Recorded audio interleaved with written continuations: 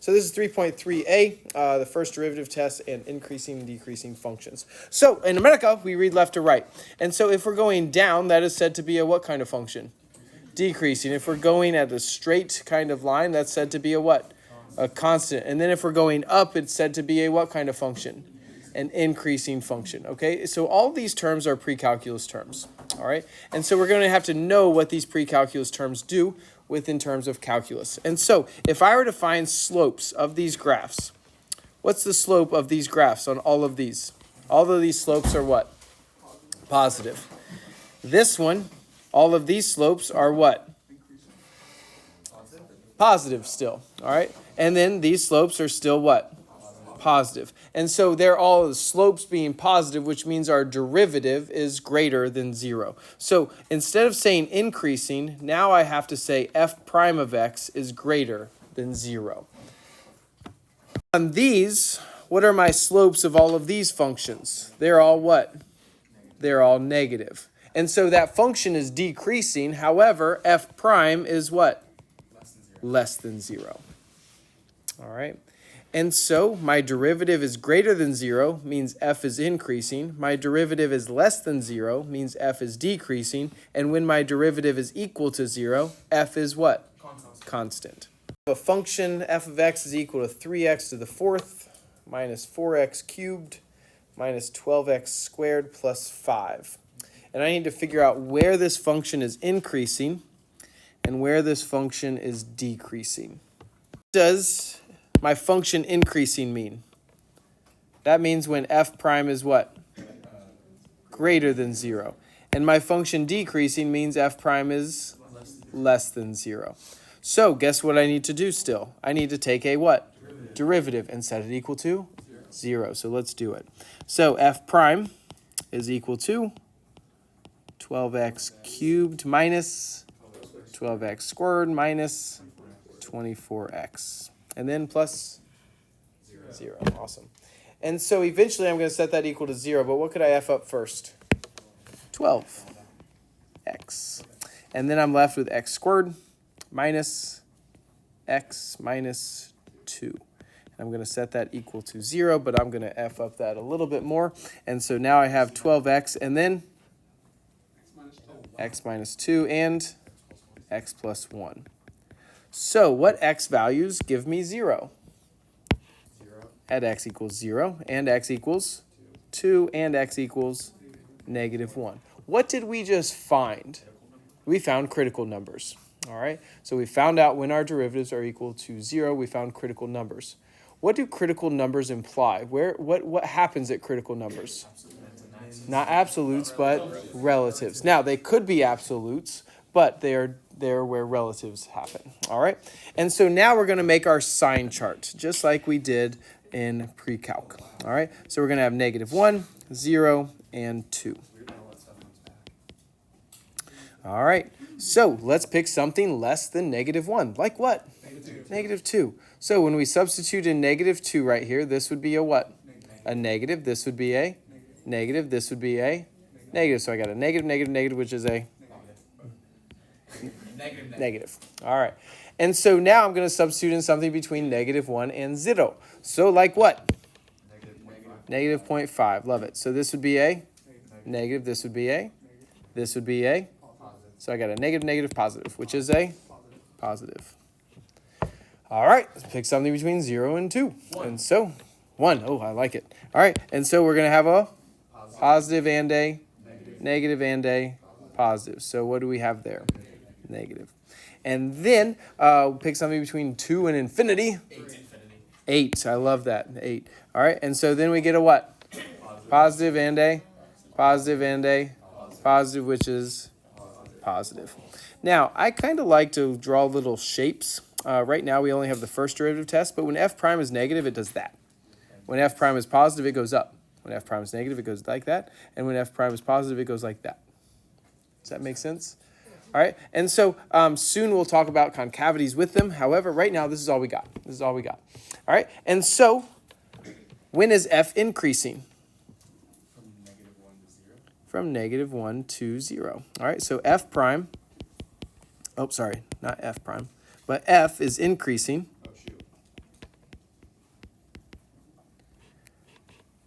on the interval -1 to 0. And what else? 2 to infinity. All right. Now, a lot of these have explanations behind it with on the AP exam. And so why is f increasing? Because what? F prime is greater than 0. F prime is greater than 0. That's why f is increasing. So that's the reason behind it. And so when is f decreasing? At infinity to -1. Not infinity, but negative infinity to -1. And when else? And from 0 to 2. Now, the reason behind it is because why? F prime is less than 0. F prime is less than 0. Beautiful. Let C be a critical number of a function f that is continuous on an open interval I. containing C. If f is differentiable in the interval except possibly at C, then f of C can be classified as follows. If f prime of x changes from negative to positive at C, then f has a relative minimum at C f of C. All right, so a relative minimum, f prime changes from negative to positive. Okay, so relative minimum, f prime changes from negative to positive. If f prime of x changes from positive to negative at C, then f has a relative maximum at C f of C. All right, so to have a relative maximum, f prime changes from what? Positive to negative. If f prime of x is positive on both sides of C or negative on both sides of C, then f of C is neither a relative minimum nor a relative maximum. All right, if f prime doesn't change signs, it is neither a relative min or a max.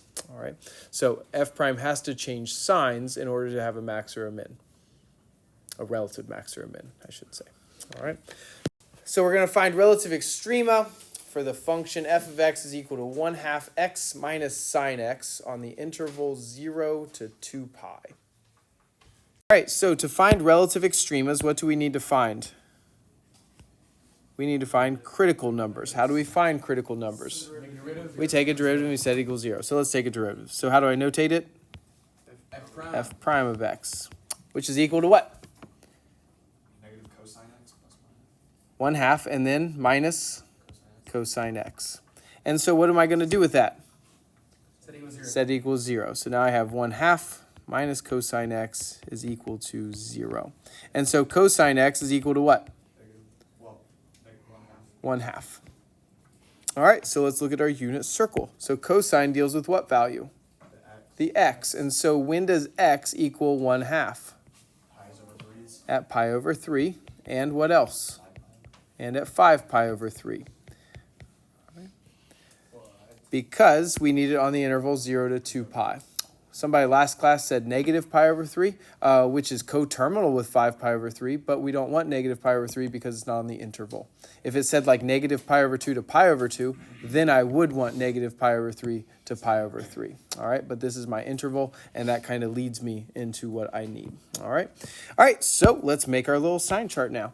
And so now I have endpoints because I have 0 and 2 pi.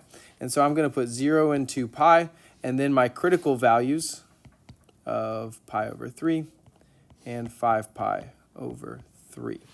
All right, so now I need to pick something between 0 and pi over 3. I'm going to do it with a pure number first, and then I'm going to talk about how I actually think of these. All right, so what do we have between 0 and pi over 3? Pi over 6, that's good. I like it. All right, so if I were to substitute in pi over 6, what is the cosine at pi over 6? Square root 3 over 2. So now I have this 1/2 minus square root 3 over 2. Is that positive or negative? That's a negative. That's negative, all right? Because square root 3 is like 1.7, blah, blah, blah, all right? And so that's a negative, all right? So that's like with the pure number. However, the way that I think of it is like it's on this interval. And so our x at pi over 3 is 1/2, and cosine deals with x, and so this would be more than 1/2. So if I do 1/2 minus more than 1/2, that's going to be a what? Negative. a negative. All right, so now let's pick something between pi over 3 and 5 pi over 3. Whenever we can pick an axis, I'm going to pick it. Which axis you want? I got 3 of them. No, do pi. Pi. We're going to pick pi. So when we substitute in pi, so what's the cosine of pi? -1. -1. So now I have 1/2 minus a -1, which is what? Positive. All right, and so then at 5 pi over 3 to 2 pi, I'm picking something in between here. And so again, my x value is more than the 1/2. So then that's going to be a what? A negative. All right, and so there is my intervals. Now, this is my f prime analysis. And so then I always kind of like to think of it. This goes down, then up, then down. And so now, what do I need to find? My relative extrema. So what's happening at pi over 3? That's a what? That's a relative minimum.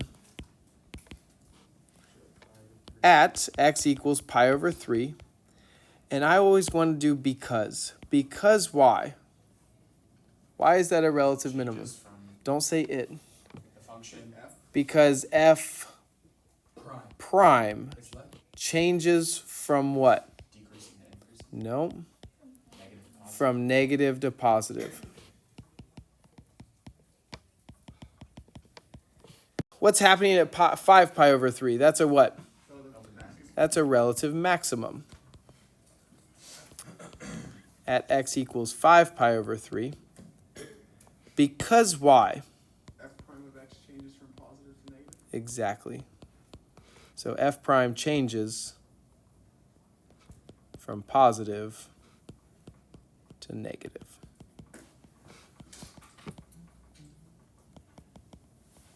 So we're going to find relative extrema of this function, x squared minus 4, the quantity raised to the power of 2/3. How do I find relative extrema? What do I need to find first? Critical numbers. So how do I do it? Take a what? Derivative. So f prime, what comes out? 2/3. And then I'm left with what?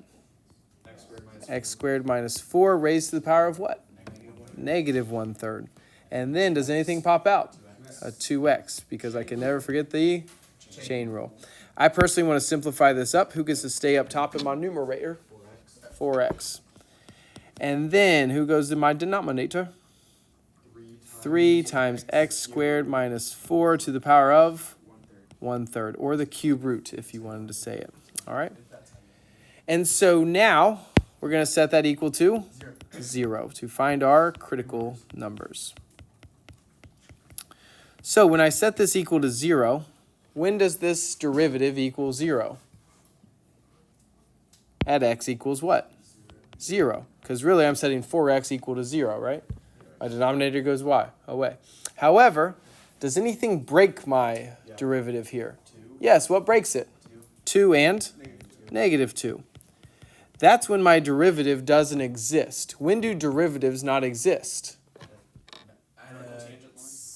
Horizontal asymptote or horizontal. At sharp turns and vertical tangents. All right, this one's actually a sharp turn, but How'd you do that? because I know the graph. All right, but we're gonna make our little number line. So here we go. So f prime. So I got -2, I got 0, and I got 2. So let's substitute in something less than -2. Like what? -3. All right, fantastic. So what is it up top? Negative. On the bottom, it would be like -3 squared minus 4. So that's actually going to be a what? Positive. A positive. So I got a negative over a positive, which is a negative. All right, so now let's pick something between -2 and 0. Like what? -1. That's what I was thinking. And so we get what? A negative over a what? A negative. So I have a negative over a negative, which is a positive. And so let's pick something between 0 and 2. Like what? 1. Awesome. So we get what? Positive over a negative, which makes it a negative. And then pick something more than 2. Like what? 9. 15. So this would be a what? Positive. Positive and a positive, which makes it a positive. Now, I like to do these little things. So f prime is negative, f prime is positive, f prime is negative, f prime is positive. So what is actually happening at -2? That's a what? It's a relative minimum. What's happening at 0? What's happening at 2? Good. All right, so I'm going to do my relative minimums first, and I'm actually going to back substitute to actually find the points. So I have relative minimums at what? Negative 2 comma something and 2 comma something. All right, and I'm going to find that something by back substituting into our original. So if I substitute in negative 2 or 2, what do I get? 0. I get 0. And so I have relative minimums at negative 2, 0 and at 2, 0. Now, why? What is my because? Because f prime of x Because f prime of x did what? changes from Change from decreasing to increasing. No, negative to Negative positive. changes from negative to positive. Same, right? Let's just get that. Just don't have it yet. All right, here we go. So I have a relative what at 0? Relative max. I have a relative max. And so my relative max is at 0 comma what? Now I substitute back in. So I would have 0 squared minus 4, which is what? Negative 4. And so then I raise it to the power of 2/3. And so what do I usually want to cube root things first, but that doesn't play nice. And so what do I actually want to do with this negative 4? I square it to become what? 16. And then I cube root it. So it's really 0 comma what? 2. The cube root of 16. Oh, that doesn't. All right. That'd be before. And so why is that a relative maximum? Because why? Because f prime does what? Changes Positive. Changes from Positive. positive to negative. Look at that. All right, and so this is what the graph actually looks like. And so we should know what that does. And so let's break it down. So f prime is negative, which means it goes down. Why do I have a sharp turn at negative 2? Because the derivative was what? It didn't exist. So that's why it's a sharp turn. And then it goes up. And then why is it flat here at 0? Because my derivative was equal to what? 0. And then it goes down. And then why is it a sharp turn again at 2? Because my derivative did what? It didn't exist. And then it goes back up because that was my graph analysis on my number line. So there's a little bit right there.